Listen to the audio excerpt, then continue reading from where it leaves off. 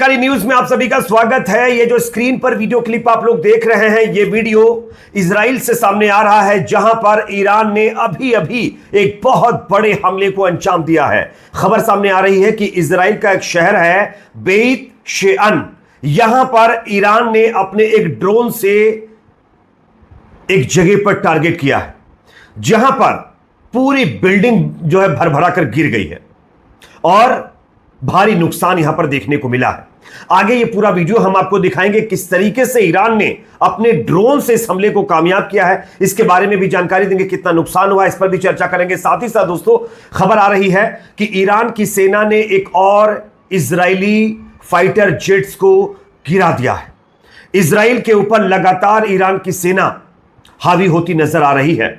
Israel लगातार Tehran के अंदर और तमाम ईरानी शहरों में अपने फाइटर जेट से बॉम्बार्डमेंट कर रहा है, लेकिन इसका जवाब ईरान की सेना लगातार दे रही है। यहां पर एक और फाइटर जेट नेस्तो नाबूद कर दिया गया है। आगे इसका वीडियो भी हम आपको दिखाएंगे। साथ ही साथ दोस्तों, खबर आ रही है ईरान की मिसाइल और इजराइल के आयरन डोम का एक वीडियो सामने आया है और यह वीडियो काफी करीब से बनाया गया है। आपको मैं दिखाऊंगा कि देखिए किस तरीके से ईरान की मिसाइलें आयरन डोम को चकमा दे रही। साथ ही साथ दोस्तों, मोसाद के जासूसों की लगातार ईरान की सेना ऑपरेशन कर रही है, मोसाद के एजेंटों को नेस्तो नाबूद करने का काम कर रही है। इसी कड़ी में 22 से ज्यादा और मोसाद के एजेंट्स को ईरान की सेना ने पकड़ा।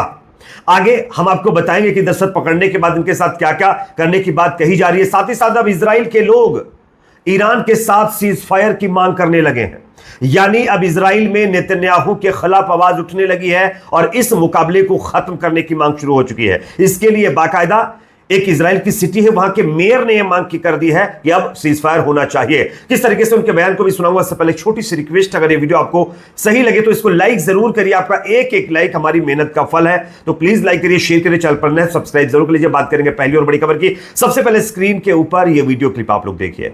यह वीडियो इजराइल की एक और सिटी को ईरानी ड्रोन के द्वारा जो टारगेट किया गया उसका वीडियो है। बेत शेअन एक शहर का नाम है इजराइल के। यहां पर आप देख सकते हैं किस तरीके से एक ईरानी ड्रोन ने जबरदस्त नुकसान पहुंचाया है। एक बिल्डिंग को जाकर के हिट हुआ है और उसके बाद बिल्डिंग का हाल क्या हुआ है वो आप स्क्रीन पर देखिए। खबर के मुताबिक ईरान का शाहिद 136 ड्रोन जो था उसके जरिए से इस बेत शान इलाके में ईरान ने एयर स्ट्राइक की है, जिसमें यह नुकसान देखने को मिला। हालांकि बताया यह भी जा रहा है कि इजराइल की सेना ने यहां पर अपना जो मिलिट्री जो एक्टिविटी है वो कर रही थी और ईरान को इसका पता चला और उसने इस पूरी बिल्डिंग को नेस्तो नाबूद करने का काम किया।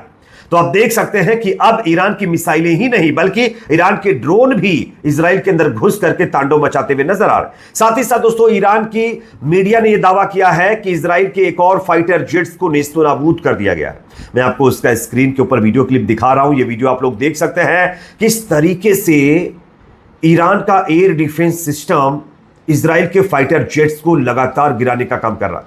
इससे पहले दर्जनों इजराइल के फाइटर जेट्स अभी तक ईरान की सेना ने नेस्तो नाबूद किए हैं और इसी कड़ी में ये एक और फाइटर जेट्स के नेस्तो नाबूद करने की तस्वीर आपके सामने है, आप देख सकते हैं। इस तस्वीर से एक चीज स्पष्ट हो रही है, एक चीज क्लियर हो रही है कि सिर्फ इजराइल का आयरन डोम ही नहीं बल्कि ईरान का भी air defence system Iran Israel के आयरन डोम से बेहतरीन तरीके से काम कर रहा है। आयरन डोम से अच्छा वर्क अभी फिलहाल करता हुआ दिखाई दे रहा है।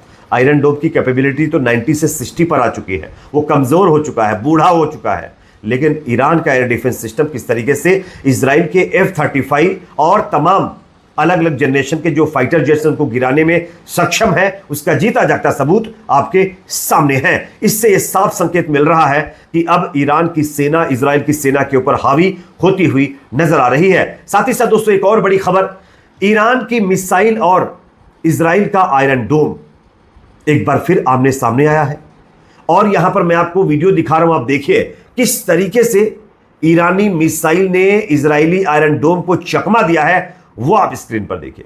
यह वीडियो बहुत आश्चर्यचकित करने वाला वीडियो है।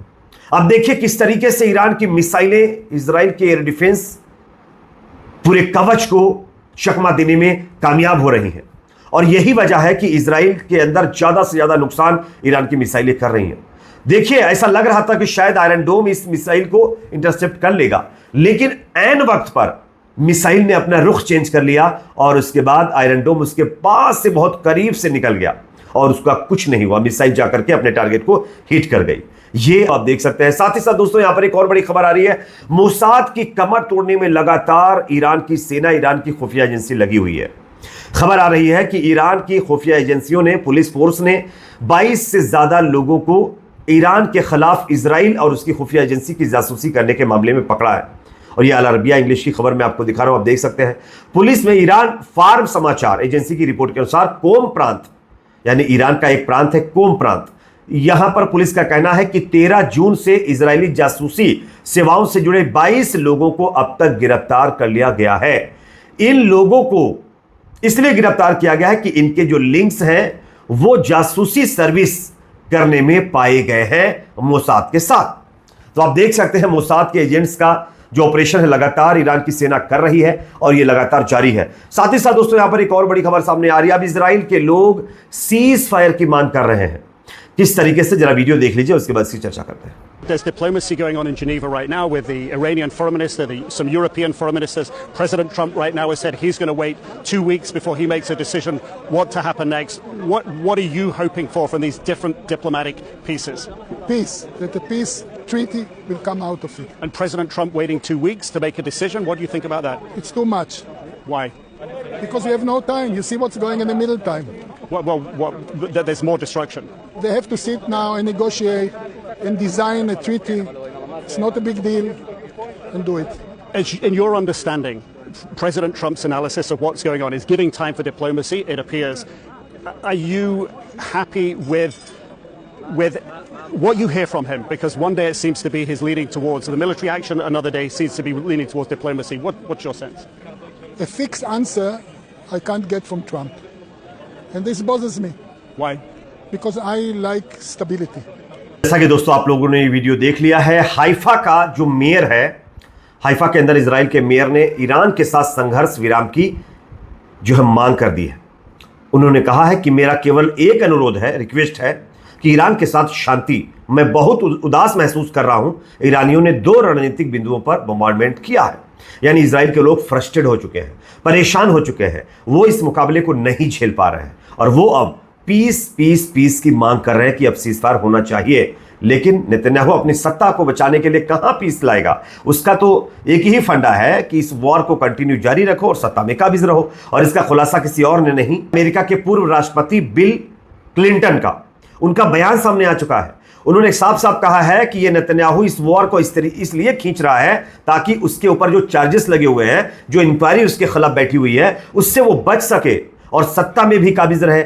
इस चीज के लिए वो इस तरीके से वॉर करवा रहा है। तो आप समझिए कि नेतन्याहू का फंडा क्या है। साथ ही साथ दोस्तों, ईरान के विदेश मंत्री का बड़ा बयान सामने आया है। विदेश मंत्री जो ईरान के हैं, अब्बास अरागची ने कहा है कि जो अगर अमेरिका युद्ध में सीधे शामिल होता है तो यह पूरी दुनिया के लिए बहुत ही खतरनाक साबित हो सकता है। अरागची ने कहा, अगर अमेरिका युद्ध में कूदता है तो यह सभी के लिए बेहद दुर्भाग्यपूर्ण और खतरनाक होगा। यह बयान ऐसे समय में आया है जब राष्ट्रपति डोनाल्ड ट्रंप और उनसे तमाम देश के जो लोग हैं वो इस वॉर को रुकवाने की मांग कर रहे हैं। और ईरान ने साफ कहा है कि अगर अमेरिका इसमें कूदा तो इसके परिणाम बहुत भयावह होंगे, इसका अंदाजा भी कोई नहीं लगा सकता है। तो आप देख सकते हैं किस तरीके की चीजें हो रही। खबर यह भी आ रही है कि नेतन्याहू जो है वो कुछ खैरात मांगने के लिए अमेरिका पहुंच गया है। शायद ट्रंप से कुछ खैरात मांगे और शायद मिल भी जाए। देखेंगे क्या होता है। आप लोग इस पर क्या कहेंगे? कमेंट सेक्शन में अपनी राय जरूर रखें। वीडियो पसंद है तो लाइक, शेयर, चैनल पर नए सब्सक्राइब जरूर करें।